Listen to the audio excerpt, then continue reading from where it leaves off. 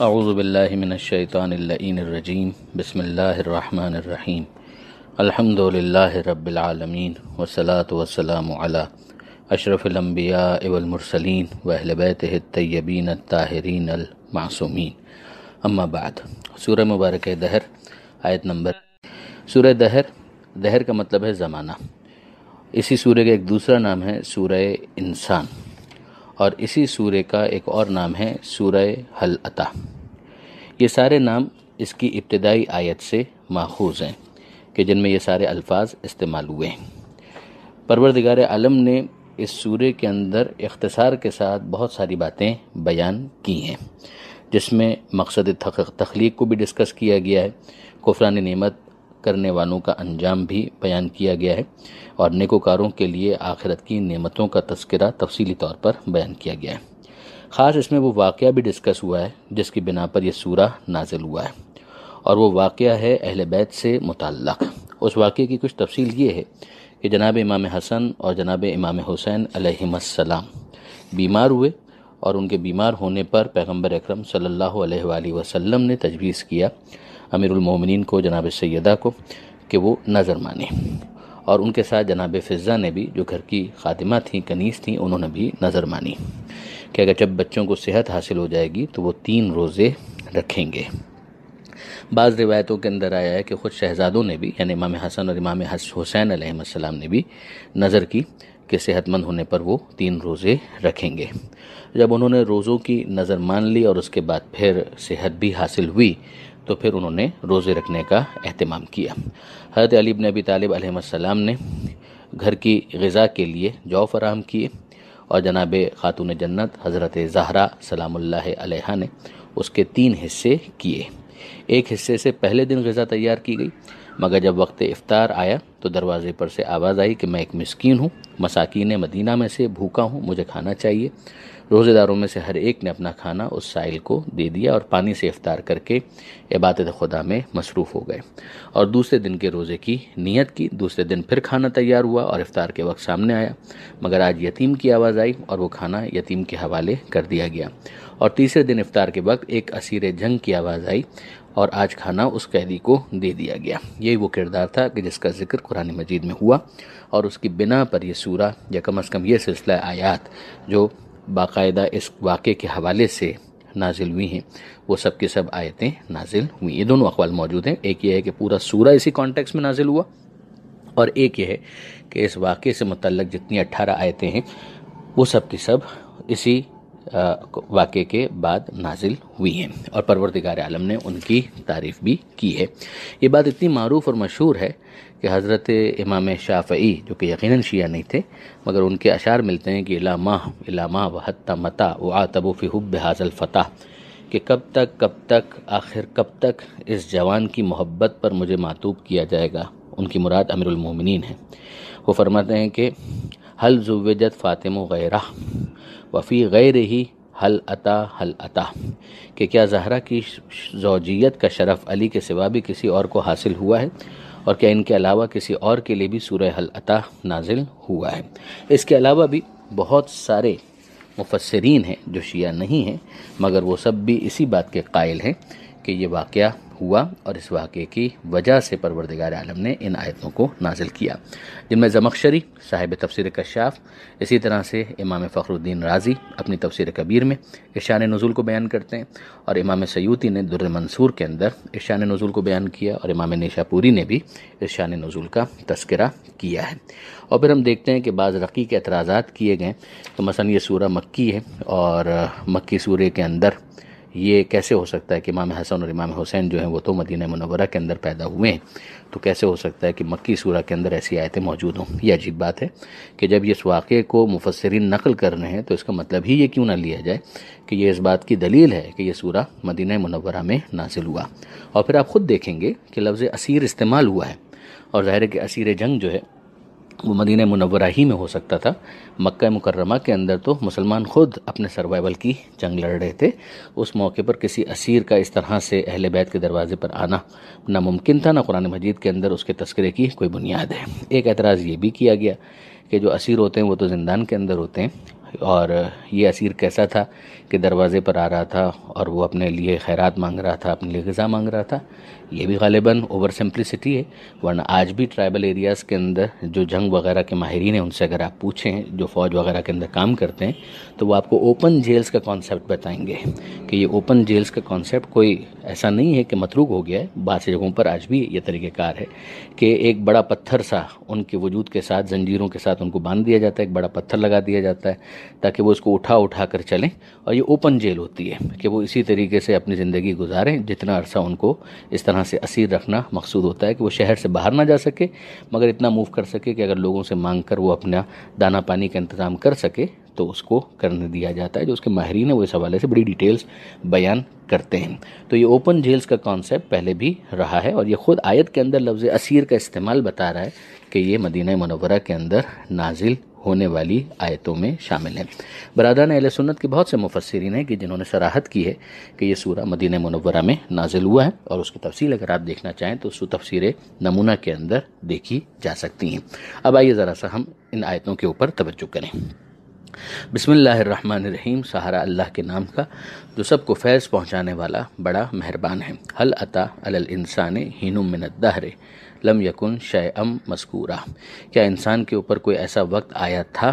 زمانے میں سے کہ جب وہ شیء مذکور بھی نہیں تھا، یعنی قابل ذکر شے بھی نہیں تھا. علم خدا میں تو یقیناً تھا مگر قابل ذکر نہیں تھا. ظاہر ہے کہ وہ جب اس دنیا میں نہیں آیا تو اس کا ذکر کہاں ہوگا؟ پروردگار عالم کے علم میں ہوگا، لیکن دنیا میں کسی کو کچھ بھی نہیں پتا تھا. ہم شناختی کارڈ میں دیکھتے ہیں تو یہ لکھا ہوتا ہے تاریخ ولادت، اسی طرح سے کہیں ڈیٹیلز ہوتی ہے تو یہ لکھا ہوتا ہے باپ کا نام اور ماں کا نام. لیکن یہ تمام باتیں اس وقت ہے کہ جب ایک انسان اس دنیا میں آ جائے. تو ایک انسان خدا کے بارے میں بحث کرتا ہے کہ خدا ہے یا نہیں ہے، پروردگار عالم نے خود اسے اپنے وجود کے بارے میں غور کرنے کی دعوت دی ہے کہ تم ذرا خود اپنے بارے میں سوچو کہ تم پر کوئی ایسا زمانہ آیا تھا کہ جب تم قابل ذکر شے بھی نہ تھے. تو ظاہر ہے کہ کوئی تو ہے کہ جس نے تمہیں عدم سے وجود عطا کیا، وہی خدا ہے. انا خلقنا الانسان من نطفۃ امشاج. اب پروردگار عالم اپنے خالق ہونے کا ذکر کرتا ہے کہ یقیناً ہم نے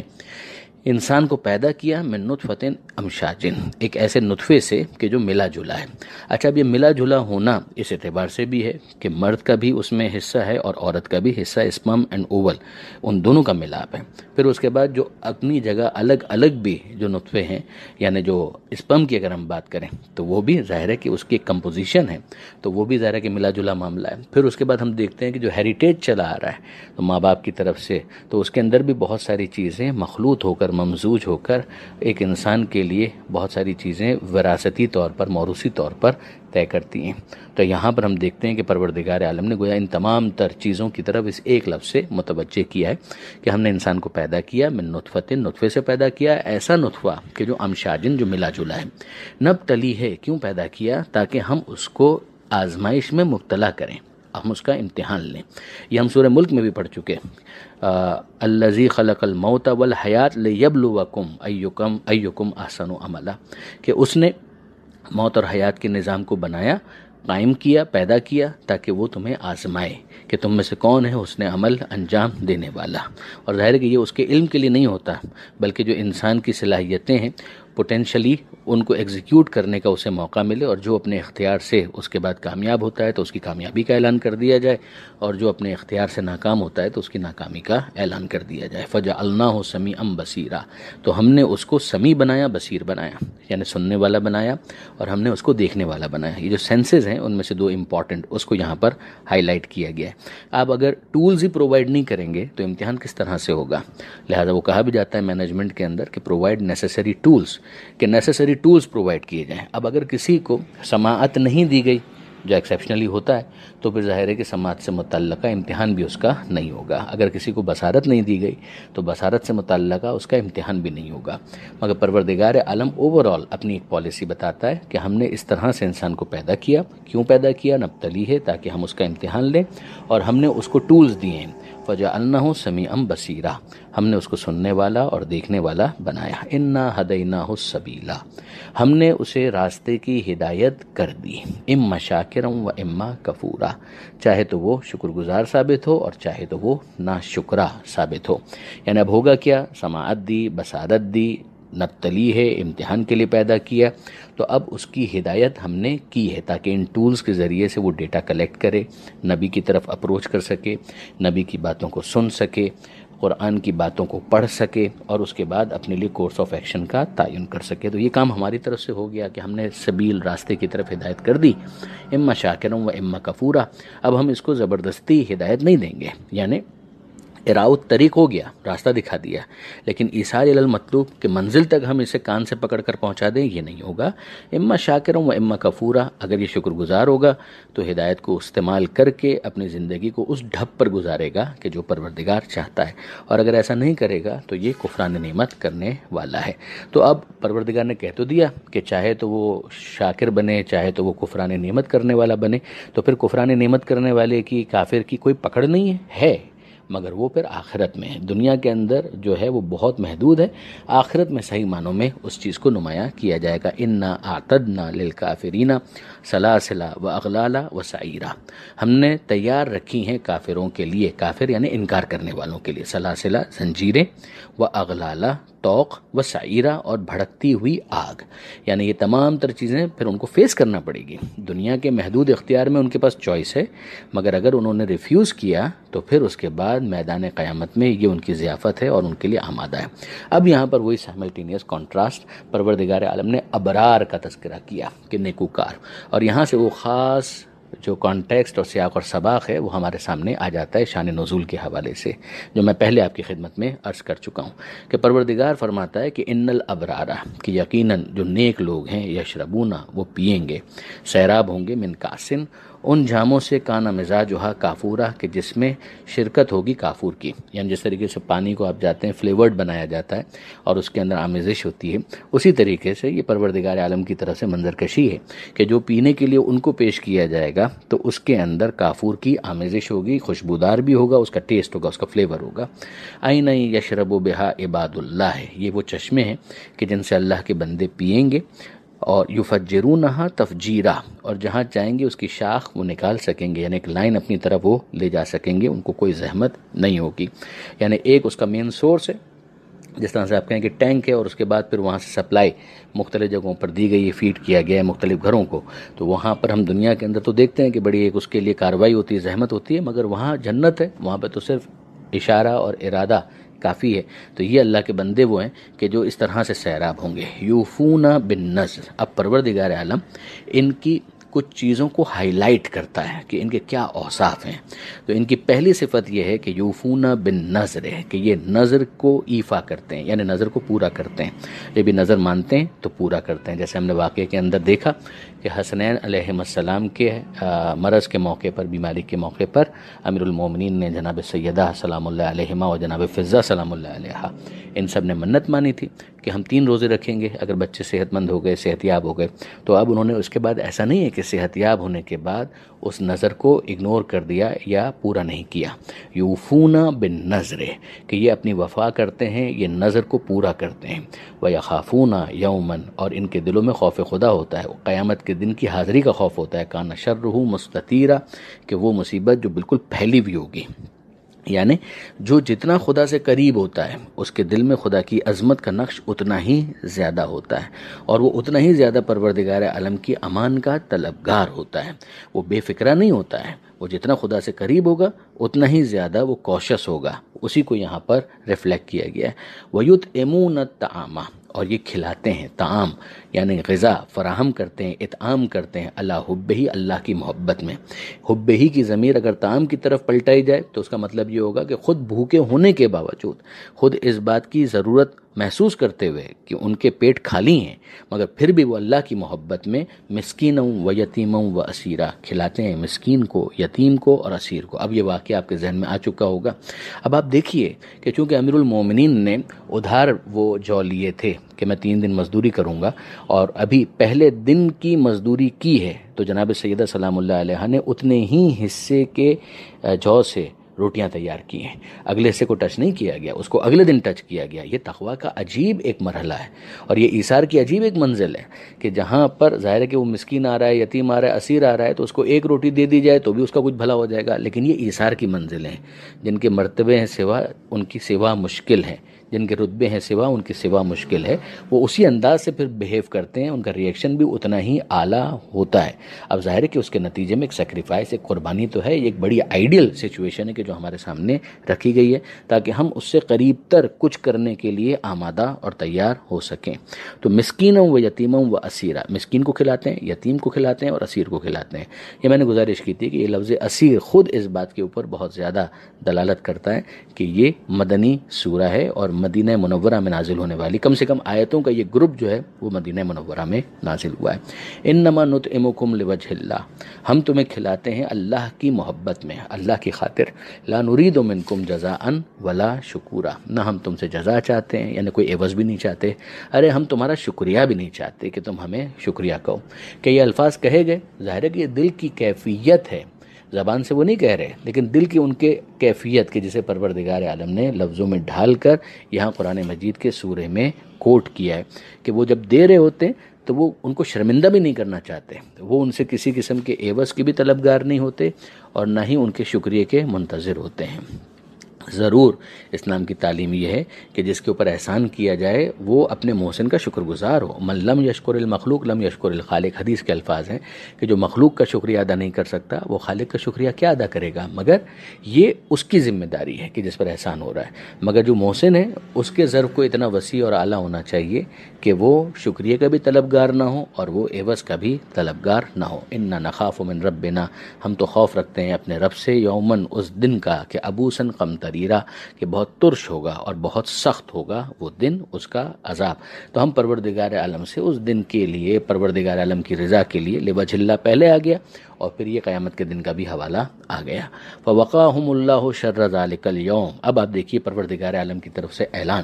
کہ اللہ نے انہیں محفوظ کر دیا اس دن کی سختی سے، شر ذلک اليوم۔ مگر پھر بھی ان کی کیفیت کیا ہوتی ہے؟ پروردگار عالم نے ایک طرف بتایا کہ ان کے دل کا معاملہ یہ ہے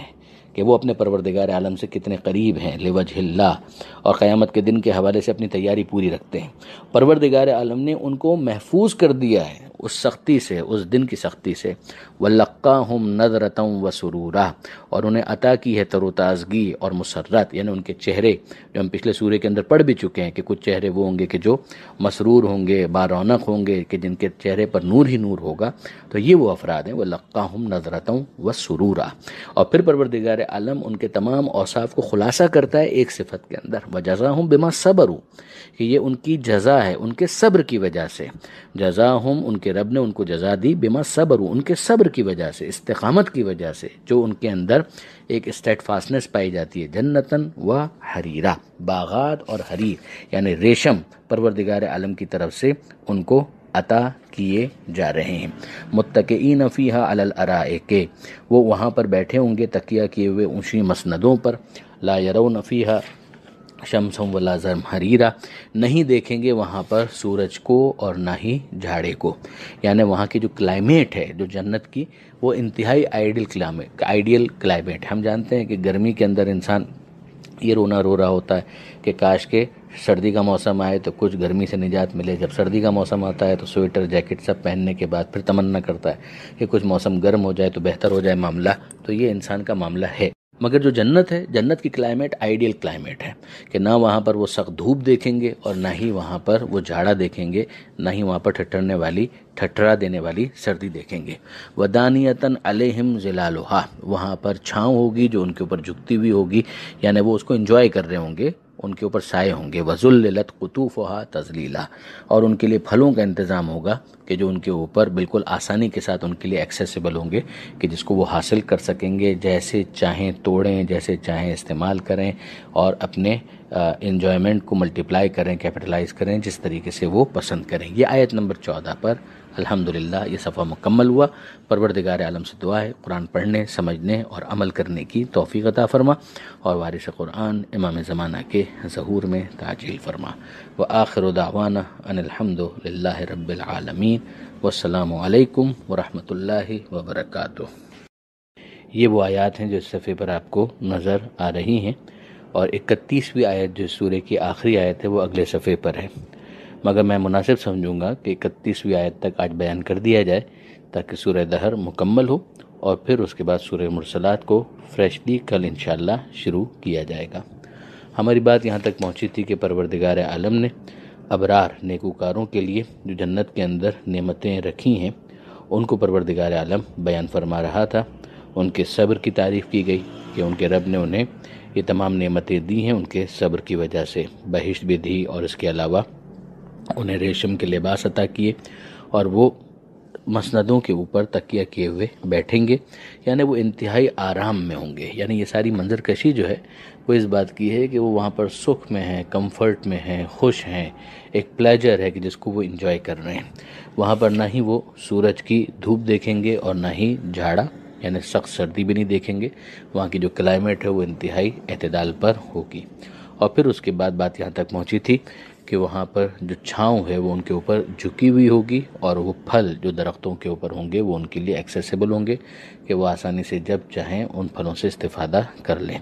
بعض علماء نے یہ بھی لکھا کہ وہ درخت کے جو چھاؤں کر رہے ہوں گے وہ چھاؤں بھی کر رہے ہوں گے اور انہی درختوں کے اوپر پھل بھی لٹک رہے ہوں گے اور وہ ان کے لیے قابل دسترس ہوں گے. پھر اسی کی کنٹینیوشن کے اندر اس صفحے پر ہم دیکھتے ہیں کہ پروردگار فرماتا ہے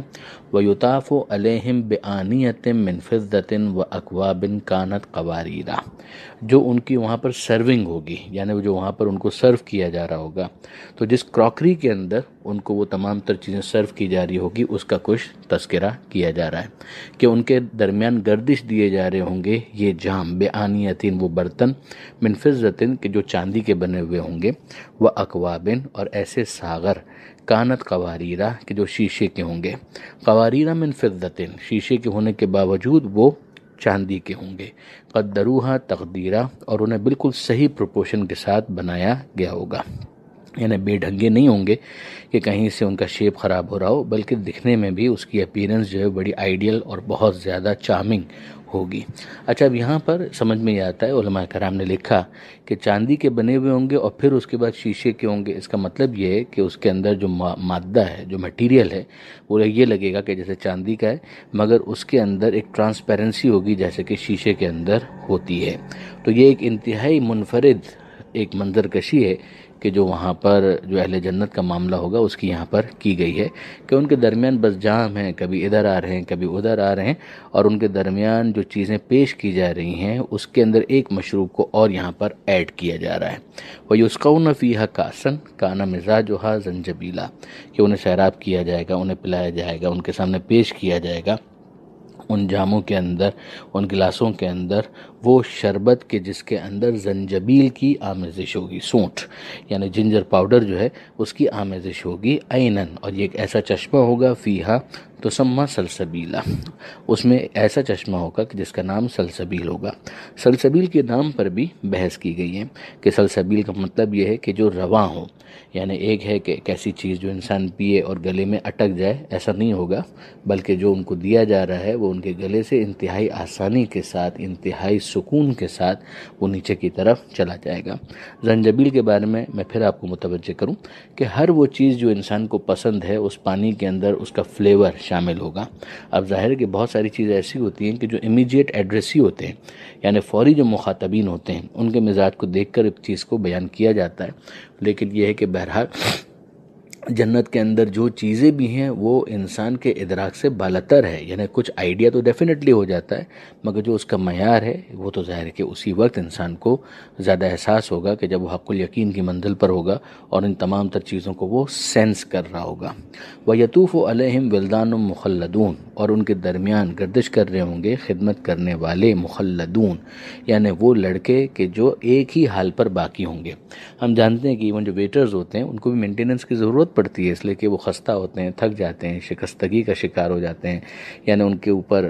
پسینہ آنے لگتا ہے اور پھر اس کے بعد ان کو ضرورت ہوتی ہے وہ اپنا لباس تبدیل کریں اور اپنے آپ کو پھر سے نہا دھو کے فریش کریں. اس لیے کہ ایسا نہیں ہوگا کہ ریسٹورنٹ کے اندر آپ دیکھیں تو اس بارے میں کیئر نہ کیا جائے ورنہ ظاہر ہے کہ یہ کسٹمر جو ہے اس بات کو مائنڈ کر جاتا ہے. تو وہ والی تمام تر چیزیں جو ہیں وہ ظاہر دنیا میں مگر وہاں پر وہ جو پروردگار عالم نے سرونگ کے لیے جن کو وہاں معمور کیا ہے وہ ہمیشہ ایک ہی حال پر باقی ہوں گے، ہمیشہ فریش ہوں گے اور ان کے اندر کسی قسم کی تھکن، شکستگی، خستگی کے آثار نہیں ہوں گے. اذا رأیتہم حسبتہم لؤلؤا منثورا جب تم اسے دیکھو گے انہیں دیکھو گے تو تمہیں لگے گا کہ یہ تو بکھرے ہوئے موتی ہیں یعنی موتی کی طرح خوبصورت اور ادھر سے ادھر وہ گردش کر رہے ہیں ویل مینٹینڈ. وَإِذَا رَأَيْتَ ثُمَّ رَأَيْتَ، اور جب تم دیکھو گے اور پھر دیکھو گے اس منظر کو، یعنی گویا دیکھتے ہی رہ جاؤ گے، تو کیا دیکھو گے؟ نعیماً و ملکن کبیرہ، نعمتوں ہی کو دیکھتے رہو گے، عیش و آرام کو دیکھو گے، اور ملکن کبیرہ، اور بڑے اقتدار کا مشاہدہ کرو گے۔ ہر ایک اہل جنت کے لیے پروردگار عالم نے ایک وسیع جاگیر رکھی ہے کہ جس کے اوپر گویا اس کی حکمرانی ہوگی۔ جو لباس ہے اس کا آگے تذکرہ آ رہا ہے کہ عالیہم ثیاب سندس، کہ ان کے اوپر وہ لباس ہوگا کہ جو باریک ریشم کا ہوگا، خضرن اس کا رنگ سبز ہوگا، و استبرق، اور اسی طریقے سے اطلس و دیبا، دبیز ریشم کے بھی لباس ہوں گے، یعنی باریک ریشم کا بھی لباس ہوگا، دبیز ریشم اس کا بھی لباس ہوگا، اور اس کا رنگ جو ہے وہ سبز ہوگا۔ وَحُلُّوا أَسَاوِرَ مِن فِضَّةٍ، اور انہیں پہنائے جائیں گے کنگن چاندی کے۔ اب یہ آپ ذہن میں رکھیے گا کہ ہر ایک جو ثقافت ہے اس کے اندر کچھ چیزیں ہوتی ہیں کہ جس کے ذریعے سے کسی کو آنر کیا جاتا ہے۔ کسی زمانے کے اندر تاج پہننے کا رواج تھا، اب تقریباً متروک ہو گیا ہے، بادشاہوں وغیرہ کو تاج پہنایا جاتا تھا، لیکن اب تقریباً، میں نہیں کہہ رہا کہ ہر جگہ متروک ہو گیا، اب بھی کہیں کہیں آپ کو یہ رسم مل جائے گی، لیکن یہ کہ جدید جو سربراہان مملکت ہیں وہ تاج نہیں پہنتے، لیکن یہ کہ بہرحال جہاں پر ابھی بھی پرانی ٹریڈیشنز ہیں وہ ہم جانتے ہیں کہ وہاں پر بادشاہ وغیرہ تاج پہنا کرتے ہیں۔ تو اب یہ تمام تر چیزیں معاشرے کے اعتبار سے تبدیل ہوتی ہیں، لیکن یہ سمجھایا جا رہا ہے کہ وہاں پر اس طریقے سے بھی آنر کیا جائے گا۔ وَسَقَاهُمْ رَبُّهُمْ شَرَابًا طَهُورًا، اور ان کا رب انہیں پلائے گا شراباً طہورا، وہ پینے کا مشروب جو پاک و پاکیزہ، وہ شراب جو پاک و پاکیزہ ہوگی۔ یعنی شراباً کہنے سے یہ ذہن میں نہ آئے کہ وہ تمام تر نیگیٹیوز جو دنیا کے لکر کے اندر پائے جاتے ہیں وہ اس مشروب کے اندر یا اس ڈرنک کے اندر پائے جائیں گے، جی نہیں، یہ ایک ایسی شراب ہوگی کہ جس کے اندر طہارت اور پاکیزگی ہوگی۔ ان ھذا کان لکم جزاء، یہ تو ہے کچھ تمہاری جزا، وکان سعیکم مشکورا، اور تمہاری جو کوشش ہے وہ قدردانی کے قابل ہے۔ پروردگار عالم نے اس کے لیے مشکور کا لفظ استعمال کیا ہے، یعنی خدا ان کا شکریہ ادا کر رہا ہے۔ خدا کا شکریہ ادا کرنا اس کا مطلب ہی یہ ہے قدردانی کرنا، یعنی پروردگار عالم ان کے لیے قدردانی کا اعلان کر رہا ہے۔ اب پھر اس کو ذرا لنک کر لیجئے پیچھے کی طرف، جہاں ہم نے یہ پڑھا تھا کہ پروردگار عالم نے آل محمد کی توصیف کرتے ہوئے یہ جملہ نقل کیا کہ لا نرید منکم جزاء ولا شکورا، کہ اے یتیم و مسکین و اسیر، ہم تم سے نہ جزا چاہتے ہیں اور نہ ہی ہم شکریہ کے طلبگار ہیں۔ تو اب گویا پروردگار عالم نے جو ابرار کے اتم میں مصداق ہیں، اہم ترین مصداق ہیں، وہی آل محمد پنجتن، ان کو مخاطب کر کے کہا کہ ارے یہ تمام تر چیزیں جو جنت کی نعمتیں بیان کی گئی ہیں، یہ تو تمہاری کچھ جزا ہوئی۔ یہ کچھ کا ترجمہ اس تنوین کی وجہ سے ہے جو جزا کے اوپر ہے، جس سے قلت کا مطلب سمجھ میں آتا ہے کہ ان ھذا کان لکم جزاء وکان سعیکم مشکورا، یعنی تم نے تو اپنے ظرف کی بلندی کا اعلان کر دیا کہ تم نہ جزا کے طلبگار ہو اور مسکین و یتیم و اسیر سے، اور نہ ہی تم ان کا شکریہ چاہتے ہو، لیکن وہ کیا تمہیں جزا دیں گے؟ جزا ہم دیں گے، اور جزا پر اکتفا بھی نہیں کریں گے بلکہ صحیح معنوں میں تمہاری کوششوں کی قدردانی ہم کریں گے۔ یہ پروردگار عالم کی طرف سے بہت ہی بڑے اسٹیٹس کا اعلان کر دیا گیا۔ آگے اب پروردگار عالم ارشاد فرماتا ہے کہ انا نحن نزلنا علیک القرآن تنزیلا، اے حبیب آپ پر ہم نے نازل کیا ہے اس قرآن کو تنزیلاً، گریجولی، بٹ بائی بٹ، یعنی آیت آیت کر کے، کبھی آیتوں کا ایک مجموعہ آ رہا ہے، کبھی آیتوں کا دوسرا مجموعہ آ رہا ہے، یہ گریجولی حالات کے مطابق، جیسی ضرورت اس کے مطابق ہم اس کو نازل کرتے جا رہے ہیں، یہ ہم نے نازل کیا ہے۔ آپ کیا کیجئے؟ فاصبر لحکم ربک، اپنے رب کے حکم کے لیے صبر کیجئے، یعنی آپ کو استقامت کا مظاہرہ بھی کرنا ہے، آپ کو انتظار بھی کرنا ہے، جب جو انسٹرکشنز دی جائے گی اس کے مطابق آپ کو اپنے کاموں کو انجام دینا ہے۔ ولا تطع منہم آثما او کفورا، اور آپ ان میں سے کسی آثم یا کفور کی اطاعت نہ کریں، یعنی ان کی بات ماننے کی ضرورت ہی نہیں ہے۔ یہ لوگ تو آئیں گے، آثم کا مطلب ہے گنہگار، اور کفور کا مطلب ہے غیر مومن، جو انکار کرنے والا ہے۔ تو یہ تو ہیں ایسے، یہ اپنے ان گناہوں کی وجہ سے اور ایمان کے منکر ہونے کی وجہ سے بہت سی آفرز لے کر آئیں گے، لیکن یہ کہ بہرحال آپ ہماری اس ہدایت کے اوپر توجہ رکھیے، ان سے کوئی ڈیل کرنے کی ضرورت نہیں ہے، آپ بس اپنے رب کے حکم کا انتظار کرتے رہیے، اس پر صبر کیجئے، جب کوئی چیز نازل ہو بیان کر دیجئے، اور اس کو بیان کرنے میں استقامت کا اور صبر کا مظاہرہ کیجئے۔ وَاذْكُرِ اسْمَ رَبِّكَ بُكْرَةً وَأَصِيلًا، اور اپنے رب کے نام کا ذکر کیجیے، یعنی پروردگار عالم کے نام کو بیان کرتے رہیے، بکرتوں و اصیلا، ذکر پروردگار میں مشغول رہیے، صبح شام، بکرا یعنی صبح، و اصیلا یعنی شام۔ اچھا، ویسے یہ ذکر کا تذکرہ ہے، لیکن یہ کہ بہت سے علماء نے اس سے نماز پنجگانہ کے حوالے سے بھی استناد کیا ہے کہ یہ پروردگار عالم روزانہ کی جو 5 نمازیں ہیں اس کی طرف متوجہ کر رہا ہے۔ تو بہرحال اگر اس کو بھی دیکھیں تو پھر یہ وہی فقہ جعفری کی تعلیم کے مطابق ہو جائے گا۔ ٹھنڈے دل سے اس پر پھر ایک مرتبہ غور کرنا چاہیے، جیسے کہ 5 الگ الگ اوقات نہیں بیان کیے جا رہے۔ وَاذْكُرِ اسْمَ رَبِّكَ بُكْرَةً وَأَصِيلًا، بکرا تو صبح ہو گئی، تو اس کا مطلب فجر کی نماز، اور اصیلا شام کہہ کر ظہر اور عصر دونوں کے مشترک وقت کو بیان کر دیا گیا۔ وَمِنَ اللَّيْلِ فَاسْجُدْ لَهُ، اور رات کے ایک حصے کے اندر سجدہ ریز رہیے، یہ مغرب اور عشاء کی نماز ہو جائے گی۔ وَسَبِّحْهُ لَيْلًا طَوِيلًا، اور اس کی تسبیح کیجیے رات کے طویل حصے میں، اس سے نماز شب مراد لی گئی ہے۔ تو یوں اگر ویسے اگر دیکھیں عموم پر اگر اس کو عمل کریں تو پروردگار عالم سے راز و نیاز کرنا، سجدے کرنا، اور پھر اس کے بعد رات میں جب انسان کو موقع ملے تو تسبیح پروردگار کرنا، اور نمازوں کے اوپر اگر اس کو منطبق کریں تو وہی بات ہوگی کہ جو تھوڑی دیر پہلے میں نے گزارش کی ہے۔ اب پروردگار عالم گویا کنکلوڈ کر رہا ہے اس سورے کو، ان ہؤلاء،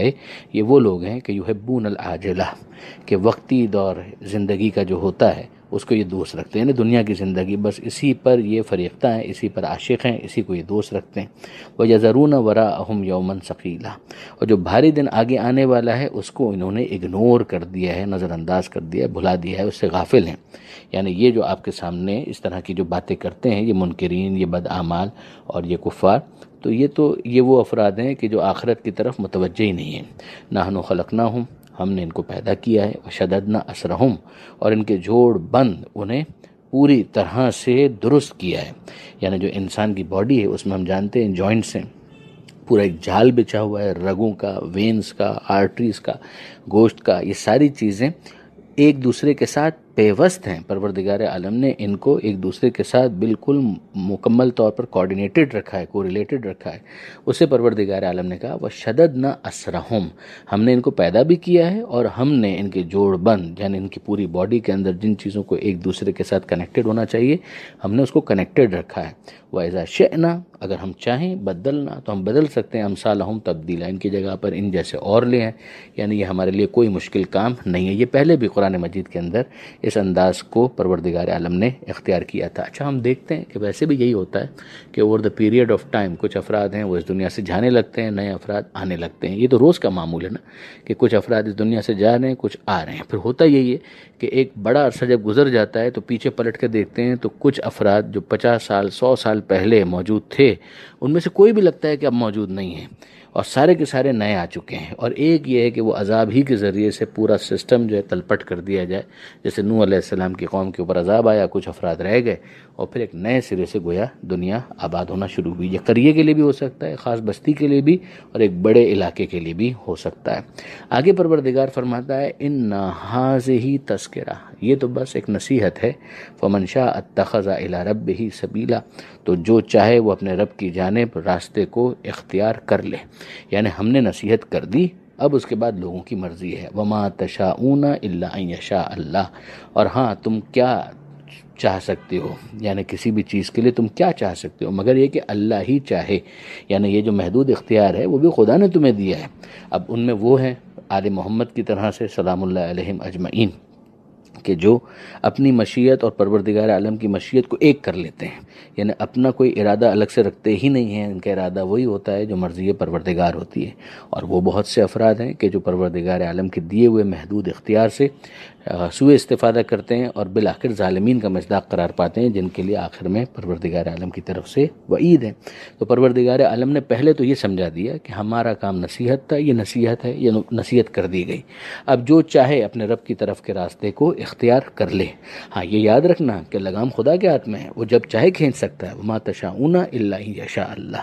اور تم کیا چاہو گے، تم نہیں چاہ سکتے مگر یہ کہ خدا چاہے۔ ان اللہ کان علیما حکیما، یقیناً اللہ علیم ہے اور حکیم ہے، یعنی علم رکھنے والا ہے اور حکمت رکھنے والا ہے۔ یہ آیت نمبر 30 جس پر صفحہ مکمل ہو گیا، مگر اگلی آیت کو بھی ہم ساتھ میں شامل کر رہے ہیں تاکہ سورہ دہر مکمل ہو جائے۔ یدخل من یشاء فی رحمتہ، تو وہ جس کو چاہتا ہے اپنی رحمت کے اندر داخل کر لیتا ہے۔ علیم بھی ہے، حکیم بھی ہے، یعنی جانتا بھی ہے اور حکیم ہے، حکمت رکھتا ہے۔ تو معلوم ہے پروردگار کو کہ کسے اسے اپنی رحمت کے اندر داخل کرنا ہے۔ والظالمین اعد لهم عذابا الیما، اب وہی کہ جو ظالم ہیں یعنی جنہوں نے خدا کے دیے ہوئے اس اختیار کو مس یوز کیا، تو نتیجہ کیا نکلا؟ وہ ظالمین کا مصداق بن گئے۔ اعد لهم عذابا الیما، ان کے لیے اللہ نے دردناک عذاب تیار کر رکھا ہے۔ الحمدللہ سورہ مبارک دہر مکمل ہوا۔ پروردگار عالم سے دعا ہے قرآن پڑھنے، سمجھنے اور عمل کرنے کی توفیق عطا فرما، اور وارث قرآن امام زمانہ کے ظہور میں تعجیل فرما۔ وآخر دعوانا ان الحمدللہ رب العالمین، والسلام علیکم ورحمۃ اللہ وبرکاتہ۔